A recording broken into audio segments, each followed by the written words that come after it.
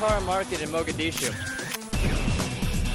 NATO's military success against many Western nations. This is On Assignment. Welcome to the show, everybody. Stay with us as we get the inside stories from our VOA colleagues around the world. I'm Alex Villarreal. And I'm Imran, Siddiqui. First up, we're off to Africa to look at some solutions for the continent's many power problems. American farmers applaud the thawing of U.S.-Cuba relations and what it might mean for them. He's been called the musician of the Syrian Revolution. VOA profiles the acclaimed pianist and composer. And Francis Alonso, you do what? We spend a day with VOA Radio News. This and more coming your way right now as we take you on assignment.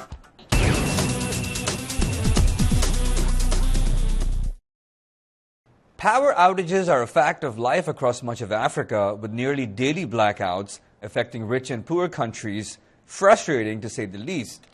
And it's something VOA East Africa correspondent Gabe Joslow knows about firsthand, and he's also done reports on the challenges of generating and supplying electricity across the continent. Here's his look at the problem's many effects.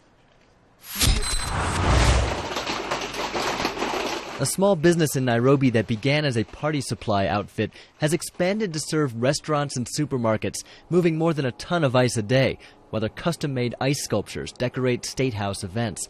It's an entrepreneurial success story, but Betty Mbite, office manager of the Iceman Company, says the limits of the country's power supply puts the business in jeopardy. Sometime last year when we had about 3 days without power and we couldn't operate at all. Yes, because the machines need power, the cold room needs power, and no one can go on without any power. Gabe, you did an interesting story about how these power outages have been affecting businesses. Now, how often is this happening? I'd say our power goes out pretty much every day. It's not always for a very long period of time, but you can count on it going out usually in the mornings for just blinking out. And you know, this is a problem that a lot of people are facing. To keep their swans cold and to keep their customers happy, the Iceman needs a 24-hour supply of power. But relying on Kenya's grid is proving costly, says Mbite. It is a difficult business, especially if the power is high, because everything you make goes to the power. Yes, we pay back to the government for power. The number one cost for this business is power. No power, no ice. But the problem in Kenya and across much of Africa is that power is often inaccessible, expensive, and inconsistent. In Kenya, they're working on ways to increase power generation so that there's just more power available for this growing population. At the same time, they have to invest in making the power lines and all of that sort of delivery infrastructure also much stronger to take the new load of power that's being created. Some 600 million Africans have no access to electricity at all. That's 60% of the population. Africa consumes less power than any other region in the world, but pays nearly the same average tariffs as the United States and about twice as much as East Asia. Now, what's being done then? You know, you mentioned some of these strategies. What are governments doing to try to fix this? Well, there's some interesting initiatives out there. Everybody wants to address this problem because you know, without power, you have a lot of lost economic potential. So it's not like there's no goodwill here.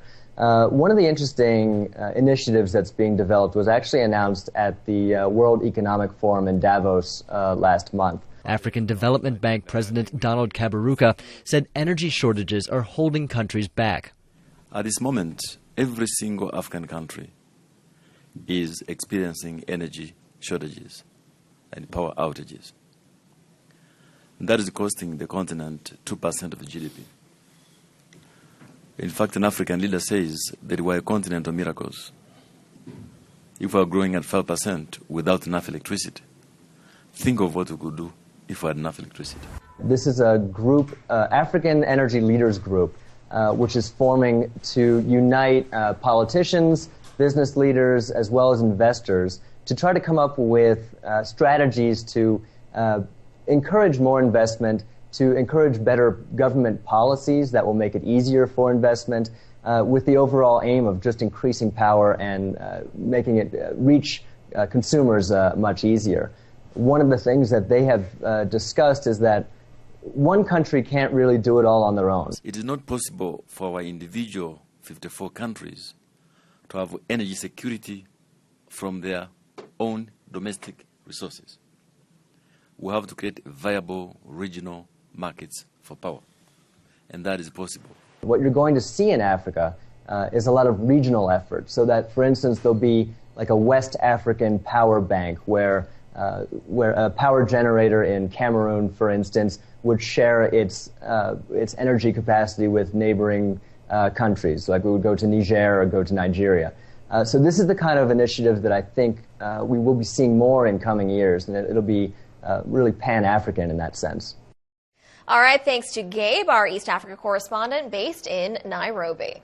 We're taking a break now. On the other side, the new U.S.-Cuba relationship and what it means for American farmers. You're watching On Assignment.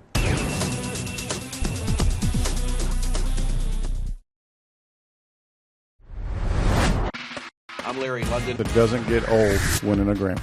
Get the CD. The great thing about jazz is it's music of the moment. I'm Heather Maxwell, and welcome to my channel. Great show tonight, Rebirth Brass Band out of New Orleans. Welcome to Music Time in Africa, everybody.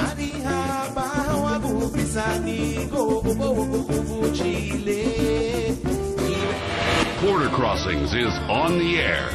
I'm looking up Adam Lambert. That was Adam Lambert by request for Kumator Abo, who is joining us in Rwanda. Your love is like a river flowing from my heart. Your love is like a fire that will light my way. Your love is like a rock that I am standing on. Your love is like a river flowing from my heart. I've talked to Adele, Moby, Richard Marx, Gladys Knight, Boyz II Men, Natasha Bedingfield. Hello, it's Beyonce, and you're watching The Voice of America. Welcome to Beyond Category. I'm Eric Felton. I love the effects on the horn. Can't hear so much great music from you guys without wanting to get in on the act myself. This is Jimmy Cliff. You're watching VOA.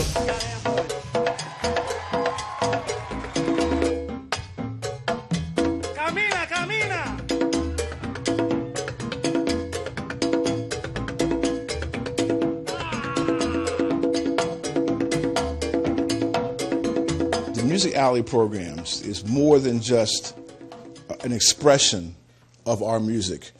It's a reflection of world music.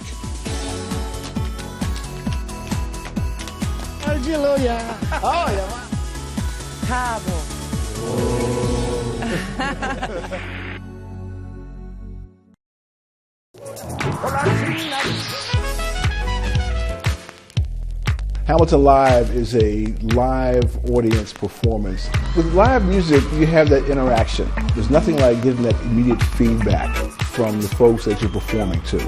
They feel it and they respond back to you. You see it in their eyes. You know that you're connecting with them. Like if any form of communication, it's that response that you get back.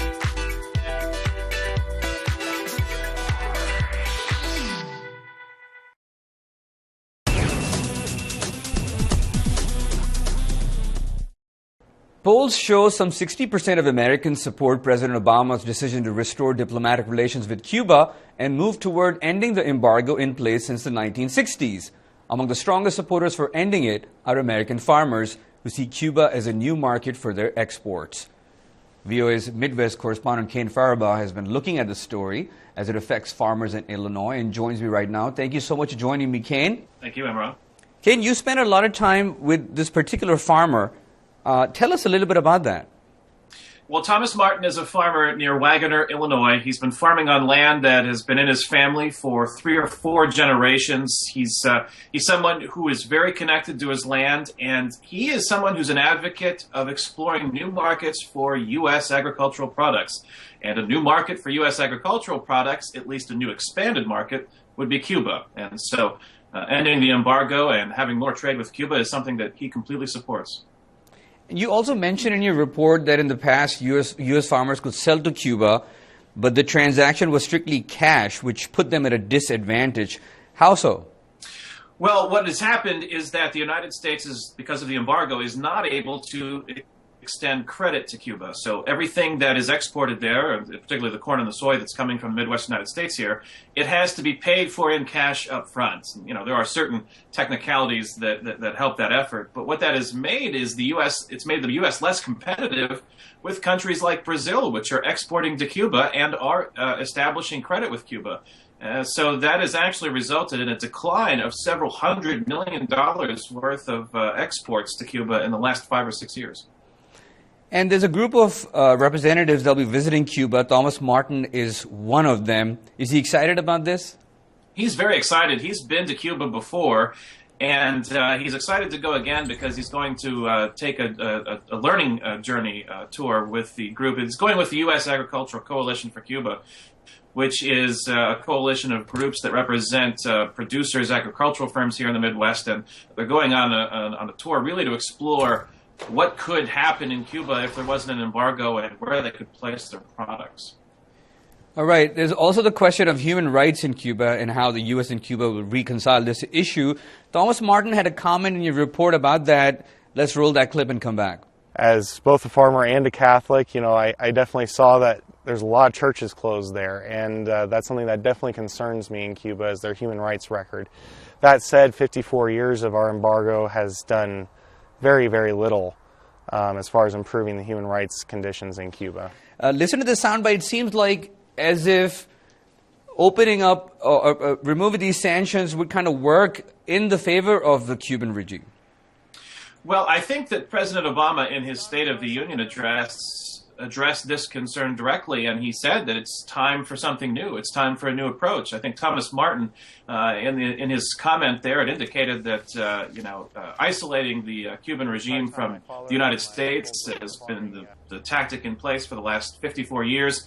There hasn't been a dramatic change in the human rights record of Cuba, and so I think that Thomas Martin and others who are advocating for an end to the embargo hope that by opening Cuba up to the United States may help influence or change that human rights record. All right, we'll keep an eye on that. VOA Midwest correspondent Kane Faribault, thank you so much for joining me. Thanks, Imran. Moving on, we're taking another break. When we return, more about the man called the musician of the Syrian Revolution. You're watching On Assignment.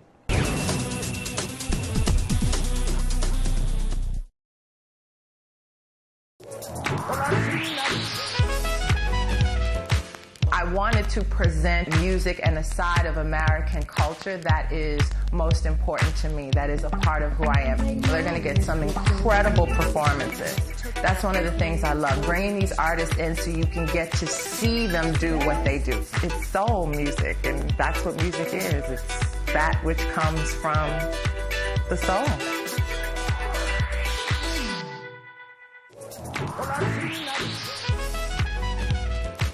Music is an essential part of who I am, who my family is, and where I come from. Our show that is jazz-focused is called Beyond Category, and we take a very broad concept of what jazz is, but we look at about bringing in the greatest jazz artists working to talk about their music and to hear them play.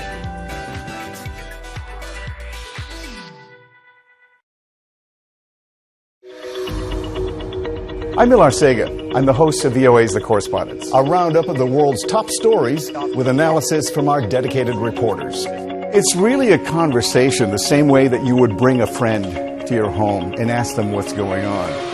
And our correspondents will do that and answer those questions through their own eyes. That appears a false choice in more ways than one. We can't actually put you there, but we can come pretty close. In 30 minutes, we'll show you the world.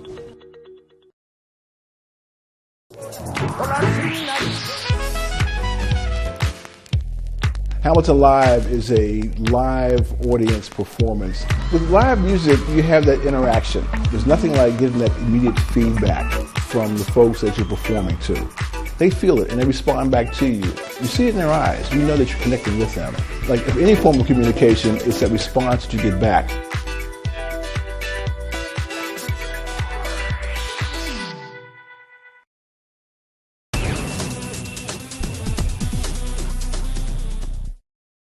He's been called the musician of the Syrian Revolution. Malik Jandali, an acclaimed pianist and composer who grew up in Syria and now lives in New York, recently debuted some of his newest work at Carnegie Hall. Yes, he did. And John Dolly's work, a blend of classical and Middle Eastern music, is dedicated to his homeland and to those who have resisted the government of Bashar al-Assad or been killed by it. As VOA's Carolyn Weaver tells me from New York, John Dolly brings an artist's passion to his compositions for Syria.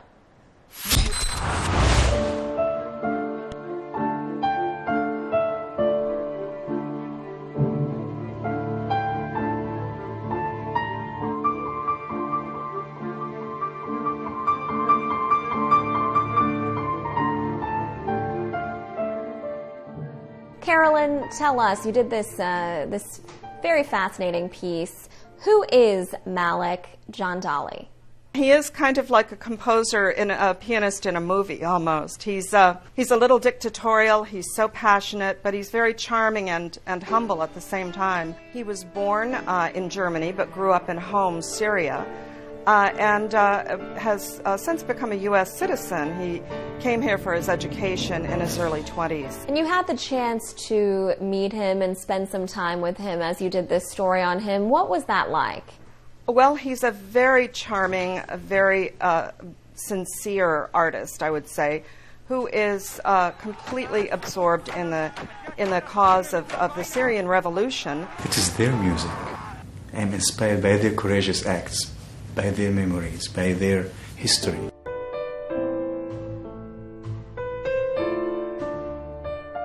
He's trying to raise awareness about what's happening in Syria using his music. And he also said with one of his most recent works, the Syrian Symphony, he wants to leave behind something for people in 100 years that will kind of memorialize the trauma that they are going through now. Let's talk about how Malik originally became interested in composing Middle Eastern music. Well, he learned that about 40 miles from his home city, there was an ancient civilization in Syria called Ugarit that had devised the oldest known form of musical notation, which was discovered on clay tablets in this city. So what I'm trying to do is to preserve and present my culture that is being destroyed today. And one of his first songs incorporating Middle Eastern modes into Western structures was based on that song, which was a song to the moon goddess of the time. Each one is a story. Story of beautiful counterpoint between the call of prayer from a minaret and the church bells in Damascus, or a child cry in Homs. And how does he incorporate this traditional Arabic instrument, the oud, in his music? Recently, he performed at Carnegie Hall with his chamber trio. He played the piano. He had a wonderful cellist, Laura Metcalf, and a wonderful oud player, Abdul Rahim Al-Siyadi. They performed works that were that combined the oud with the piano and the cello, which is something that really hasn't been done much before.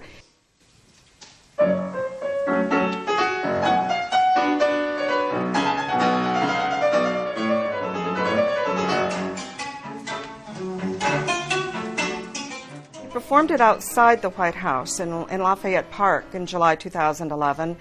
And you would think that a song called I Am My Homeland wouldn't offend anybody. But that was kind of a cry for the revolution and for freedom and democracy and independence from the dictatorship of Bashar al-Assad.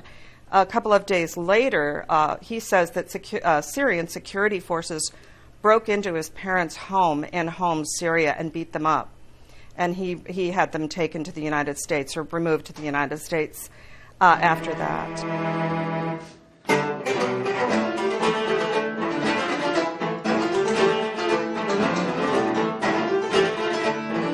It really felt like a privilege to be able to shoot his rehearsal with his chamber trio. The music was so beautiful, and to watch them all interacting with each other, the oud player with the cellist and both of them with Malik was wonderful.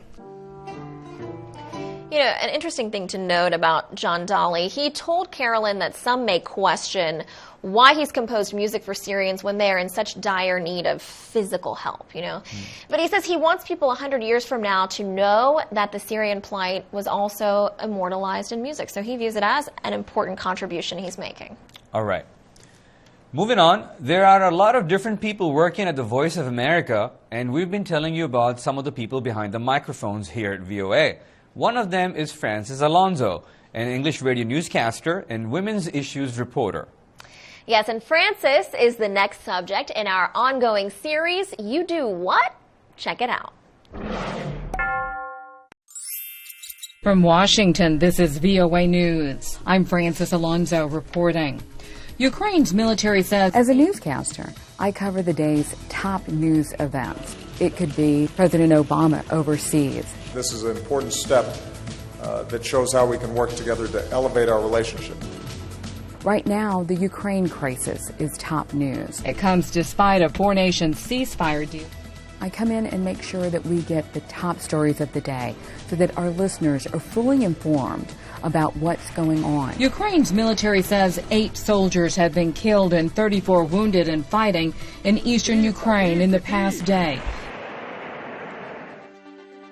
For women's issues, I also cover topics that you don't really like to talk about, like FGM, the female genital mutilation. How is this a prosecutable crime if more than likely these young ladies don't have a regular gynecological exam? Frontline professionals not only need to be aware of what's What I going like on, about covering these hard subjects is that it gives the listener an idea of what other women around the world are going through. So now what have you learned about your own leadership skills? A lot of the issues that women have are universal. It could be women's economic empowerment, child marriage, which can range from countries in Africa to Asia. A lot of these topics are very hard to listen to. any type of FGM is a human rights abuse. It's important to get the women's voices there. A lot of my stories come from word of mouth, Twitter, social media. I feel my job is really important in the sense that it creates solidarity, and it's really important for me to let women know around the world that they aren't alone, that they don't have to go through this by themselves, that there are other women that are speaking out and not afraid to. Just you and I and the little people who, might be the voices that are that tipping point. It empowers women just to know that other women are also experiencing this. I'm Francis Alonso, newscaster and women's issues journalist at the Voice of America.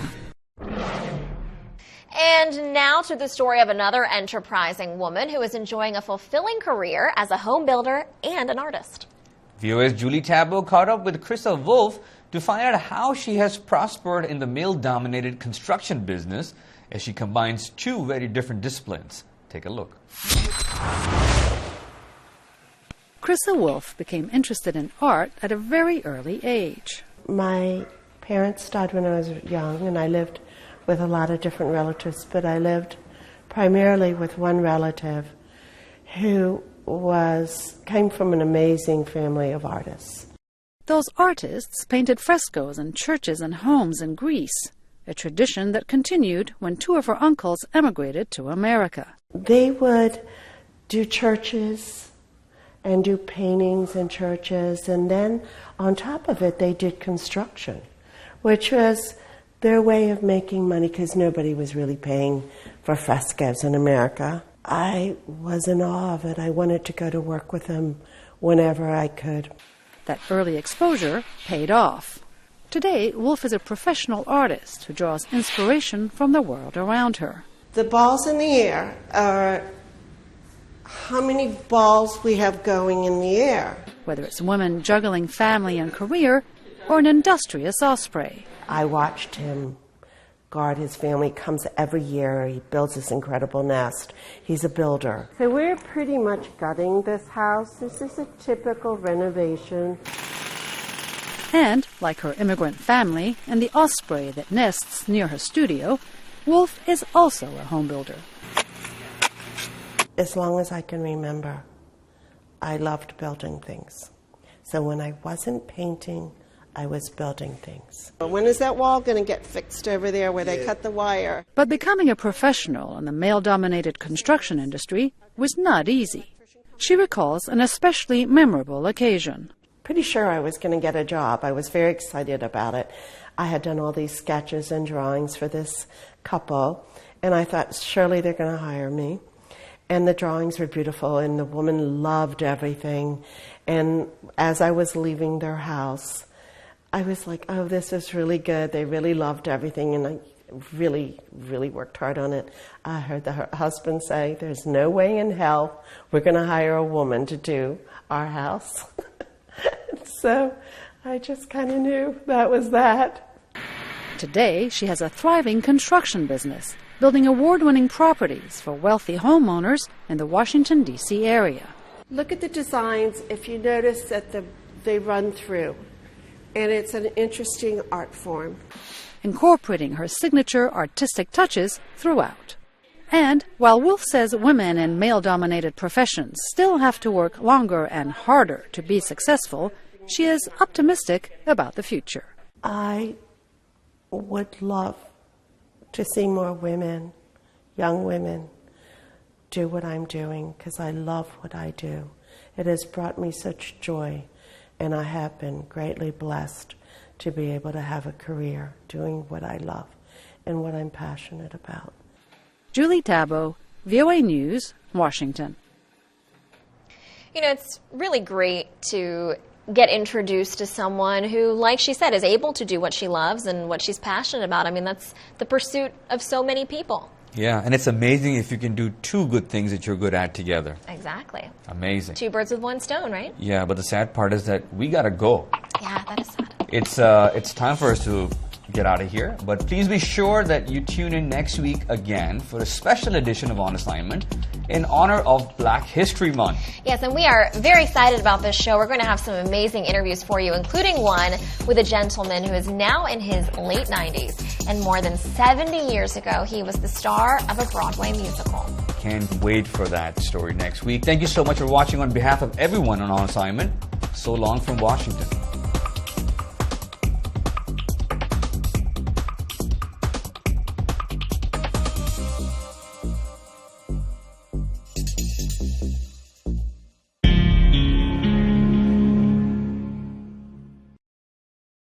I'm Michelle Joseph for Anglais Télé. This is VOA. Follow us at La Voix de l'Amérique. Go to lavoixdelamérique.com. West Africa. Everybody listen up. We have a very big game today, very important. This is not an ordinary game. This is life or death. And here's what we're up against. Ebola has defeated thousands across Africa. Its key strength is passing. The infection passes through contact with bodily fluids and the deceased. This isn't a 90-minute game. It takes between 2 and 21 days for symptoms to occur. It's easily mistaken as malaria or flu. The most important is a very sudden high fever. Plus any one of these: nausea, headache, tiredness, vomiting, diarrhea, and coughing. So how do we tackle Ebola? Number 1, avoid bodily contact. Number 2, wash your hands regularly with soap. Number 3, do not touch the deceased. Do not try to bury them yourself. If you develop symptoms, please go to your health facility immediately. Early treatment means there are much, much better odds of beating this.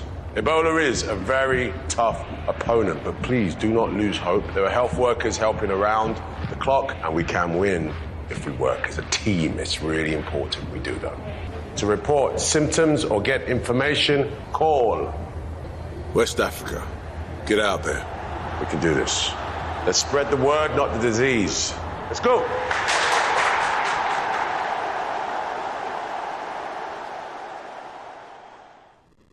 I'm Eric Felton from Beyond Category. This is VOA. Follow us online at voanews.com.